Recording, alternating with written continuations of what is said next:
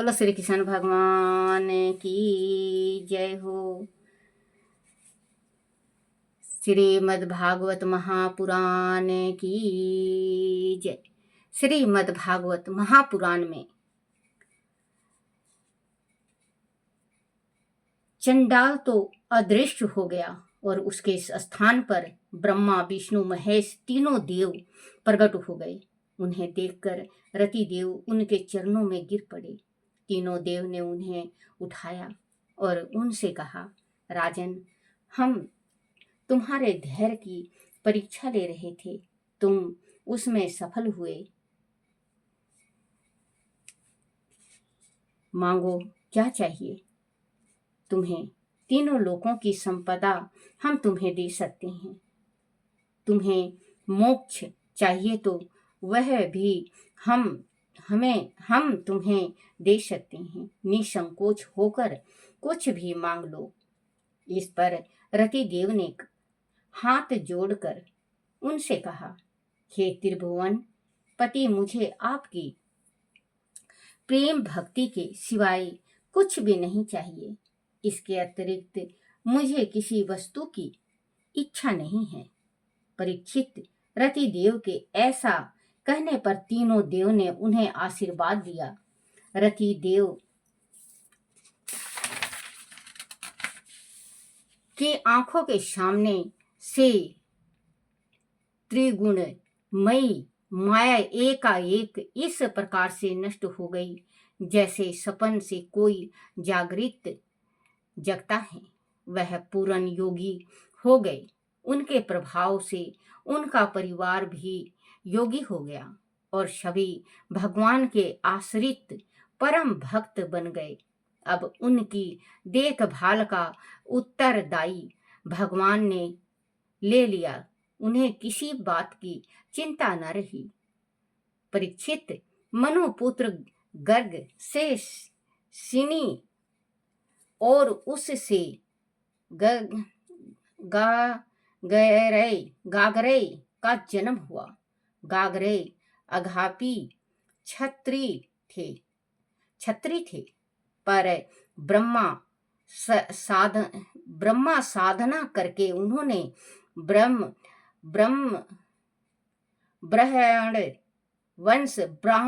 वंश चलाया।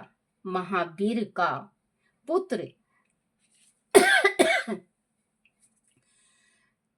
दूरी था और उसके 3 पुत्र त्रयरुणी, कवि और पुष्करारुणी हुए। ये तीनों भी ब्राह्मण हो गए। बृहक्षेत्र का पुत्र हस्ती था। उसी ने हस्तिनापुर बसाया था। हस्ती के 3 पुत्र अजमिड, दिमिड और पुरोमिड थे। अजमिड के पुत्रों में प्रिय, मेघ आदि सभी ब्राह्मण हो गए। इसके एक ब्राह्मण हो गए। इनके एक पुत्र का नाम बृहदिषु था। बृहदिषु का पुत्र बिहधनु, उनका पुत्र बिहदत्तकाय और उनका पुत्र जयरथ हुआ। जयरथ का पुत्र विषैद, उसका पुत्र सेनाजित और उसके 4 पुत्र रुचि, रसव, दुडहनु, कश्यप और वत्स हुए। रुचि रासव का पुत्र पार और उसका पुत्र पुथुसेना और निपु हुआ। निपु के 100 पुत्र थे। निपु ने शुक्र की कन्या कितवी से भी विवाह किया था। उससे ब्रह्मदत्त नामक पुत्र हुआ। ब्रह्मदत्त बड़ा योगी था। उनकी पत्नी का नाम सरस्वती था। उसने उनके गर्भ से विषय सेना को जन्म दिया। उसके पुत्र का नाम उदय कैशव था और उसके पुत्र का भल्लाद। यह सभी वह दिशु के वंशज कहलाए। डेविड का पुत्र यवनीर, उनका कीर्तिमान, उनका सत्य दिति, उनका दुट नेमी, उनका सुपरसव, उसका सुमिति, उसका सनादिमान, उसका कृति हुआ। कृति ने हिरण्य नाम से योग विद्या प्राप्त की थी और प्रचय समा नाम का ऋचाओ किच संहिताएं कही थी। कृति का पुत्र निप था, उसका पुत्र उग्र युद्ध, उसका पुत्र क्षेम, उसका पुत्र सुवीर, उसका पुत्र रिपुंजय और उनका पुत्र बहुरथ हुआ। दीमिड के भाई पुरुमिड को कोई संतान नहीं हुई। अजमिड की दूसरी पत्नी का नाम नीलनी था, उसके गर्भ से नील का जन्म हुआ था। नील का शांति, उसका सुशांति, उसका पुरुज, उसका अंग, उसका अभयसव और भम यशव के 5 पुत्र मुदगल,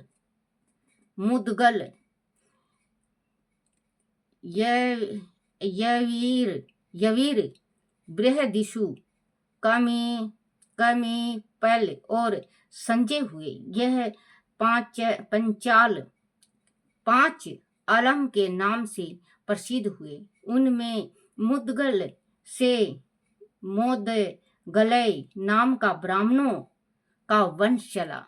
जो मुदगल गोत्र हैं बच्चों, ब्राह्मण मुदगल उसके, तो ये देखो, ये जो राजाओं के जो संतानें होती थी, तो ये जो अपना जैसा धर्म कर्म करते थे, उनकी वैसे ही गाथा चली आई। कोई धार्मिक बन गया, कोई ब्राह्मण बन गया, कोई राजा बन गया, कोई मतलब जो ब्राह्मण बने हैं तो वो भी राजाओं के वंशजी हैं। जैसे कि ब्राह्मण के ये जो अभी जितने राजाओं के नाम बताई मैं, उसमें ये मुदगल भी आ लिया, कौशिक भी आ लिया और कोशिश भी आ लिया, और इसमें भारद्वाज भी आए, इसमें शंडिल भी आए। जितने भी मतलब गोत्र हैं ब्राह्मणों के, वो अपने जैसे मतलब वो राजाओं के 4 पुत्र होते तो 2 ब्राह्मणों वाला कर्तव्य करते तो ब्राह्मण बन गए, और जो छत्री वाला करते वो राजा बन गए। जो वैश्य वाले किए धर्म पूर्ण का, दान दून का, वो वैश्य बन गए। तो ये राजाए के वंश चली आ रही है। इसमें मतलब जैसे ये कोई खोटा कर्म करता है, जैसे कि एक राजा के 4 पुत्र हो गए, 4 पुत्र 5 पुत्र हो गए, उसमें से 4 ने 2 तो ब्राह्मणों का कर्तव्य कर्म करने लगे तो 2 ब्राह्मण बन गए, वैश्य बन गए, एक क्षत्रिय बन गया, एक पाप काम करने लगा तो वो चंडाल बन गया। तो इसमें जो भी मतलब राजाओं के वंशज में चले आए और तपस्वी के उसमें चले आए, वैसे ही मतलब ये 4 जाति धरती पे 4 जाति स्थापित हो गए। बच्चों आपको लोगों को भी पता होगा कि बस 4 जात, वैसे 36 जात कहते हैं, लेकिन 4 जाति इसमें मेन होता है ग्रंथों में। कि कोई भी ग्रंथ आप उठा के पढ़ लो, अगर मेरे से कोई गलती हो जाए, देखो अनपढ़ हूं मैं, अगर मेरे से कोई गलती हो जाए तो आप मुझे माफ कर देना, लेकिन 4 ही 4 ये जाति ग्रंथों में लिखा हुआ होता है। तो कहते हैं कि जैसा कर्म करो। अब मान लो ब्राह्मण हैं हम, अगर हम चंडाल का कार्य करने लगे तो आगे चल के हमारे वंशज चंडाल बन जाएंगे। और हम अच्छा देखो बच्चों, अब जैसे कि ब्राह्मण हैं, अब ब्राह्मण मीट भी खाते हैं, अंडे भी खाते हैं, दारू भी पीते हैं। पहले के ब्राह्मण ऐसे थे, प्याज नहीं खाया करते, लहसुन नहीं खाते। अब तो लहसुन प्याज की तो बात छोड़ दो, अड़ंग बड़ंग भी खाने लगे हैं। तो कहते हैं मानव जन्म इंसान का बहुत मुश्किल से मिलता है। मानव जन्म, एक बात ये बताओ, एक दफे शिव पार्वती बैठे बात कर रहे थे। पार्वती कहने लगी, हे प्राणनाथ, मृत्यु लोक में आप एक दफे झांक के देखो क्या क्या हो रहा है। बोले क्या क्या हो रहा है प्रिय, बताओ मुझे भी। बोले इंसान ही जी खाता है, जी को मार के जी खाता है। कहे वो तो कर्म की बात है। बोले इसका मुझे पूरा भेद बताओ प्रभु, इसका आप पूरा भेद नहीं बताओगे तो मेरे मन में संतोष नहीं होगा। शिव जी कहने लगे, सुनो प्रिय, जैसे कोई इंसान है, चींटी से मतलब इस मृत्यु लोक में जितना जीव जंतु है सबके आत्मा में परमात्मा बसे हुए हैं। सबके आत्मा में परमात्मा बसे हुए हैं। तो आप ये बताओ प्रिय कि कोई आत्मा को मार के आत्मा खाता है तो वो आत्मा तड़पती है। बोले हाँ प्रभु तड़पती है। फिर प्रभु वो खाते क्यों हैं? वो इस वजह से खाते हैं कि उनका कर्म नरक के बट जा रहा है, नरक में उनका हिस्सा होता जा रहा है। अगर ये मार के खा रहे हैं तो आज ये मार के खा रहे हैं प्रिय, कल को ये मरेंगे तो वो चक्कू तलवार लेके ऊपर बैठे हैं। जिन जिन को इन्होंने मार रखा, बकरा है, मुर्गा है, बहुत चीज होती है बच्चों, मुझे तो इतना कोई खास पता नहीं है। तो ये मार के खाते हैं, तो इनका भी अंत उन लोग करेंगे, क्योंकि ये जो जी को खाते हैं। एक बात ये बताओ, हम अपने स्वाद में दूसरे का जी मार के खा जाएं, कितना बड़ा पाप है। आप ये सोचो बच्चों, कितना बड़ा पाप है। आपका तो स्वाद रह गया, वो जान से चला गया। इस संसार में जीने का सभी को हक है, सभी को हक है जीने का, लेकिन हम समझते नहीं हैं। हम ये सोचते हैं कि बस हमारा जीभ का जायका बने, टेस्ट बनता रहे, चाहे कोई मरे चाहे कोई कुछ भी हो। अगर आप या मैं आज हम जी खा रहे हैं, अगर मान लो कल हमें कोई मार के खाता है, तो आप ये सोचो उससे प्रार्थना करेंगे, क्योंकि अनबोल हैं वो बोल नहीं सकते। बकरा मुर्गा बोल नहीं सकते कि हमें मत मारो। जी तो उनका भी घबराता होगा, डर तो उनको भी लगता होगा, लेकिन बोल नहीं सकते। अब आप यही लगाओ, गौ हत्या करते हैं, गौ के आंखों से इतने मोटे मोटे आंसू निकलते हैं, उस गौ के आंखों में नहीं देख सकते वो जो हत्यारा है कि गौ कितना तड़प रही है और दया का भीख मांग रही है। फिर भी बहुत अब तो बहुत सुधार आ गया है। मेरे भाइयों ने गौ का रक्षा करने का बीड़ा उठाया है। मेरे भाइयों की लंबी जिंदगी हो, 100 साल से भी ऊंचे जिंदगी जिए और गौ की सहायता करते रहें और गौ का सेवा करते रहें। मुझे खुशी होती है, मैं कोई कोई वीडियो देखती हूँ। तो बच्चों, आज आप जी मार के खा रहे हो, कल आप तैयार रहना हर एक चीज में। आप देख लो बच्चों, ये जो मृत्यु लोक का और स्वर्ग लोक का, नरक लोक का दिखाया गया है, ये हकीकत है, सच है, बिल्कुल सच है, 100 का 100 सच है। जैसा कर्म करेगा वैसा फल देगा भगवान, ये है गीता का ज्ञान। जैसा कर्म करोगे वैसा ही फल मिलेगा। तो कहते हैं कि कभी भी किसी जीव को भी मत मारो। हरेक जीव का जीने की इस संसार में इच्छा है। हम बीमार पड़ जाते हैं बच्चे, हम अपने ऊपर लो। मैं अब बीमार थी, आज मेरे कल से तबीयत ठीक है बच्चों। कोई बहन या भाई ने अरदास जरूर लगाए मेरे वास्ते, जो मैं ठीक हो गई।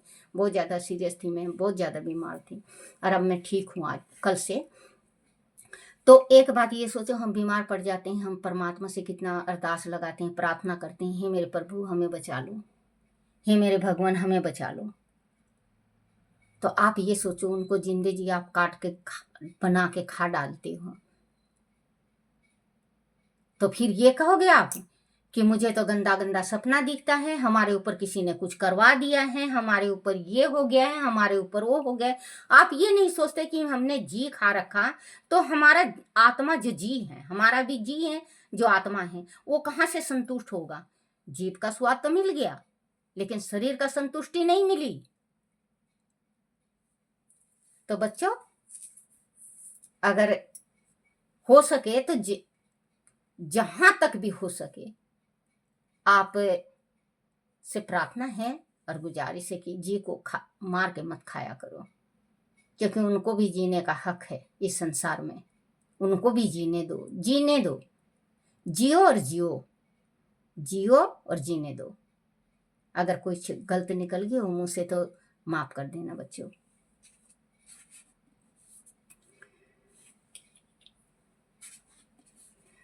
दिया उसके पुत्र का नाम,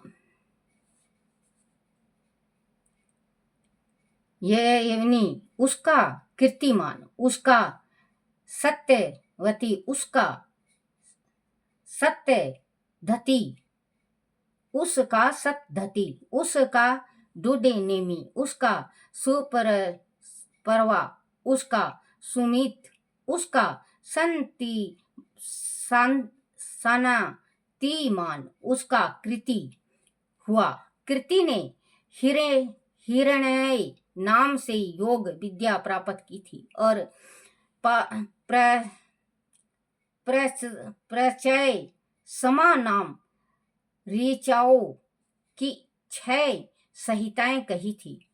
कीर्ति का पुत्र निप था, उसका पुत्र उग्र युद्ध, उसका पुत्र क्षेमय, उसका पुत्र सूरवीर, उसका पुत्र रिपुजय, और उसका पुत्र बहुरथ हुआ।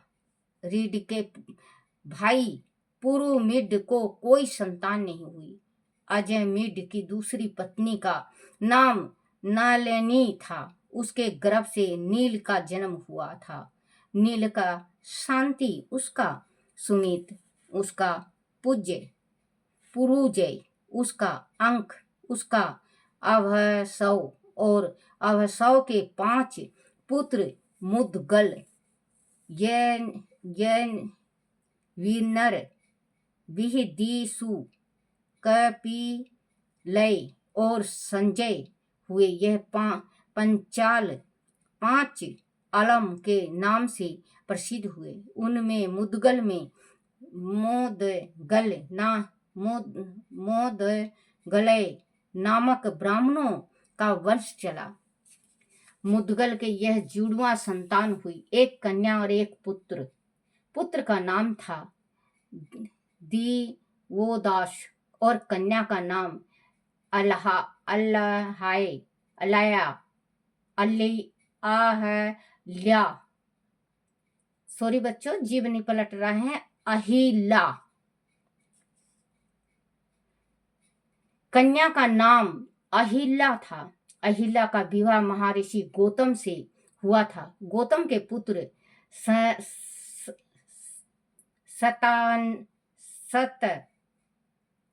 नंद थे। उनका पुत्र सत्यदिति धनु विद्या में अत्यंत निपुण था। उसका पुत्र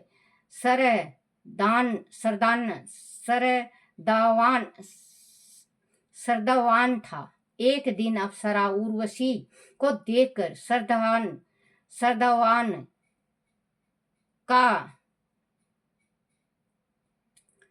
सर्दवान का वीर पुंज की एक झाड़ी पर गिर पड़ा। उससे शुभ लक्षणों वाला एक पुत्र कृपाचार्य हुआ और पुत्री का नाम कृपी हुआ। कृपी कीपी कोपी बाद में द्रोणाचार्य की पत्नी बनी, जिससे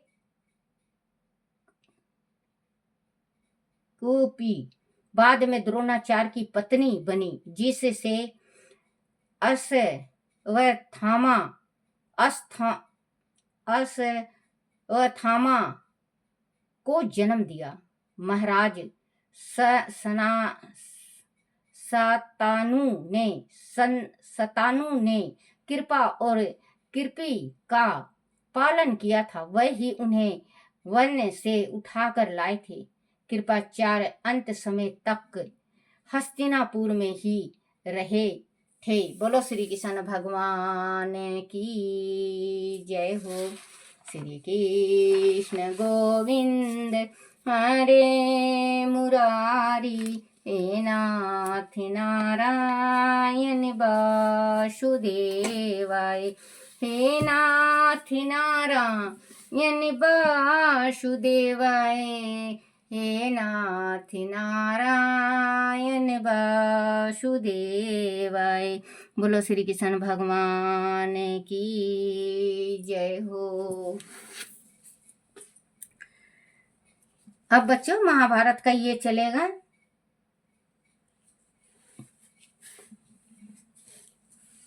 जय मेरे कान्हा। आरती श्री भागवत भगवान की है आरती, पापियों के पाप को है तारती। आरती श्री भागवत भगवान की है आरती, पापियों के पाप को है तारती। बोलो श्री कृष्ण भगवान की जय हो। अपने अपने माता पिता की जय हो। अपने अपने गुरुदेव महाराज की जय हो। श्रीमद् भागवत महापुराण की जय। छोटे से लड्डू गोपाल की जय। हे मेरे कान्हा, हे मेरे बंसी वाले, हे मेरे गिरधारी, मेरे से कोई भूल हो जाए, गलती हो जाए, टूटी रह जाए, मुझे क्षमा करना, क्षमा करना, क्षमा करना।